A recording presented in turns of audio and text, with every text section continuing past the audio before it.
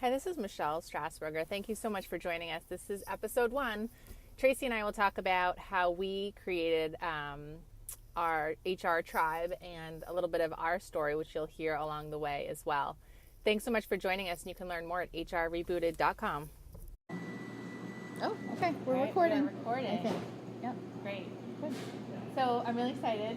Me too. We have coffee, so we can... We have lots of coffee. I think that's going to be a theme, yes. So. But I think this is going to be a good foundational video of how we met and who we are and our friendship and how that's really evolved to create what I call our own personal board of directors. So I don't know if you want to start with... Yeah. I call my HR tribe, which isn't just HR people. So that's a broader term that I've seen a lot in social media. So yeah, I about 3.5 years ago now, I gave my notice at my last company, and I took an opportunity in my hometown for many, many different reasons, but it's where I still am now.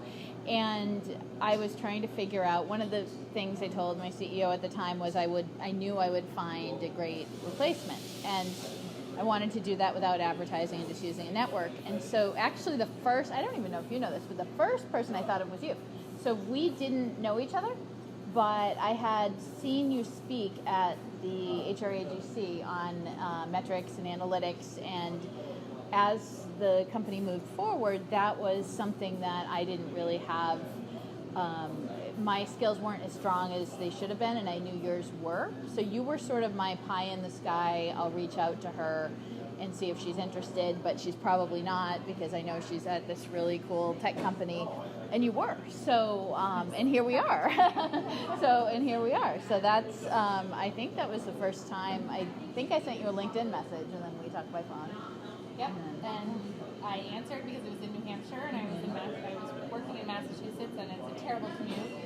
And we had just sold the company I was working at, so it was the perfect timing to have the opportunity to make everything work. And we weren't making big changes because we were in that phase in between things. So I think it was just the universe came together and made it work. But what I really love about our story is that it didn't stop there. So a lot of times you get recruited in by somebody, it's a recruiter or your predecessor if you're lucky enough like I was, and then that's it. So originally I think we were going to meet a few times and go, okay, how's it going? What can I help with? And then we just didn't stop, I think. I think at least we tried for once a month. I don't think it was that long. I mean, it wasn't always every month, but we just didn't stop getting together. And so I think that grew into a friendship. And, I know I've learned a lot from you. One of the things I talk about this a lot, actually, is I remember, because you're younger and kind of on the cusp of a slightly different generation technically than me, you tend to have different views, and you've kind of gotten me out of my shell in a lot of ways, and because I'm an introvert, she's an extrovert, and I remember you talking about Facebook and how broadening that, and I'm looking at that going, well, I can't be friends with somebody in the same company, and how my view of that was just so closed, and you're like, well, that's the way it's done now. I'm like, well, okay, so I've learned from that. I started wearing jeans to conferences. I think you taught me that like last month. So bring your own style. Jeans and blazers is my new be comfortable at conferences. Is my new conference style. So I think we play off each other well, and it's been fun. So this project was kind of born out of that. What can we do together?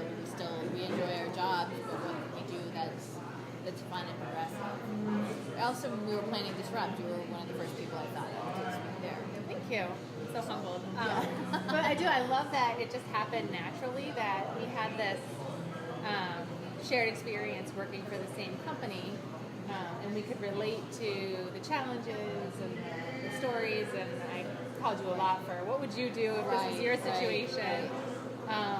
And I think sometimes we look too hard, or we work too hard on trying to find that right mentor or that right relationship, or we don't even think about it. And I love that ours just happened naturally, and we've become kind of our own board of directors, and then we've since expanded that to other HR professionals.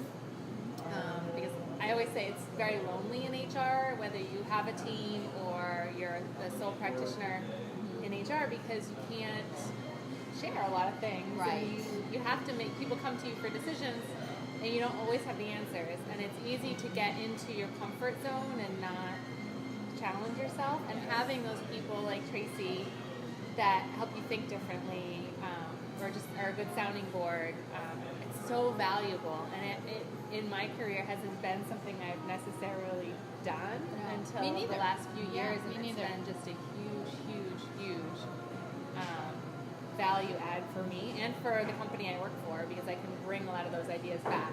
Right.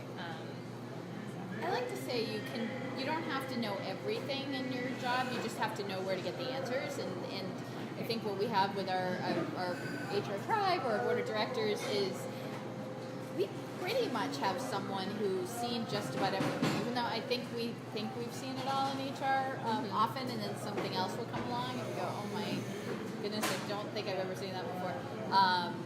But somebody in our group has, and I think everyone that we're trying to surround ourselves with is really pushing the boundaries of what HR looks like for their company and for themselves. And I know I've done, the way I approach the world is completely different even than it was a few years ago. And I think that the women, and there are men that we look to for advice as well, but particularly our group is mostly women, have really challenged themselves in a lot of different ways, and I think we push each other to challenge ourselves, so that's important to me. So to our listeners, what advice should we give them for if they want to create their own HR tribe, or HR rebels, as I think we call them too?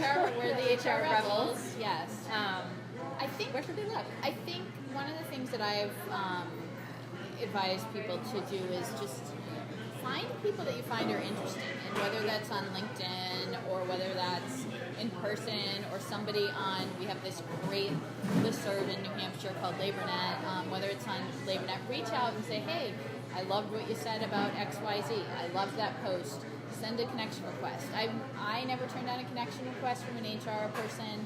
I never turn down when somebody asks me for advice on something. And I love doing that. So I think there's this fear, and I had that too.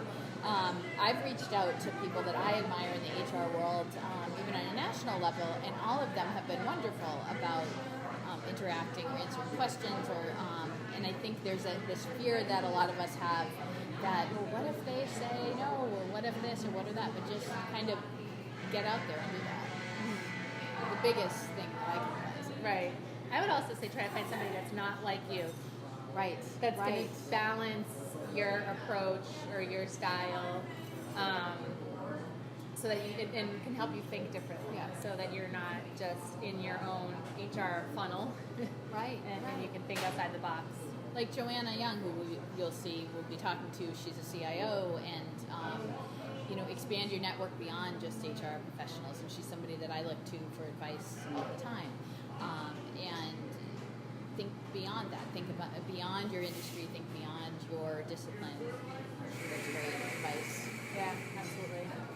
So I think over time you'll learn more about us. So we'll be sharing more about us. You'll learn more about why we think HR needs to change and what we're doing about it in our own companies. And we'll be talking to really interesting people who are shaking up and really rebooting HR for themselves and for their companies, and what that looks like to them. Yeah, that's great. I'd also encourage you to check out our website, hrrebooted.com, and on LinkedIn, share your experience of how you built your HR tribe.